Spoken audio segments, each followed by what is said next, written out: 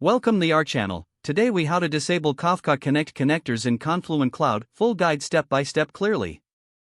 To disable Kafka Connect connectors in Confluent Cloud, start by logging into your Confluent Cloud account. Once logged in, navigate to the Kafka cluster where your connectors are set up. In the left-hand menu, select the Connectors tab. This will display a list of all active connectors in your cluster. Identify the connector you wish to disable from the list. Click on the connector name to open its details view. In the details view, look for the Actions button, usually located at the top right corner of the screen. Click on the Actions button to reveal a drop-down menu. From the drop-down, select the option to disable connector. A confirmation prompt will appear to ensure you want to proceed. Review the prompt, then confirm your decision to disable the connector. This process will stop the connector from consuming and producing data. Once disabled, you can return to the connectors list to verify the change.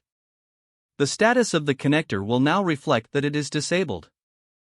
If needed, you can repeat these steps for any additional connectors you want to disable. To enable a connector again, follow a similar process and select the Enable Connector option from the Actions menu.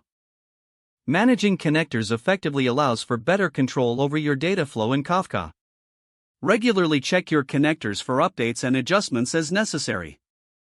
If the page does not load, refresh the browser or try again in a private or incognito window. Make sure you are using the correct email address, then retype it carefully to avoid small typos.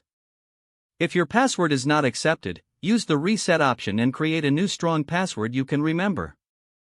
Check your spam folder for verification or security emails, then complete any requested confirmation steps. Enable two-factor authentication if available to improve account security and reduce unauthorized access risk. After signing in, review your profile details so your contact information and settings are accurate and current. If you see an error message, note it down and try again after restarting your device and internet connection. Log out when you finish, especially on shared devices, to keep your account and payment information secure. If the page does not load, refresh the browser or try again in a private or incognito window. Make sure you are using the correct email address, then retype it carefully to avoid small typos. If your password is not accepted, use the Reset option and create a new strong password you can remember. Don't forget to like this video and subscribe to our channel for more step-by-step tech guides.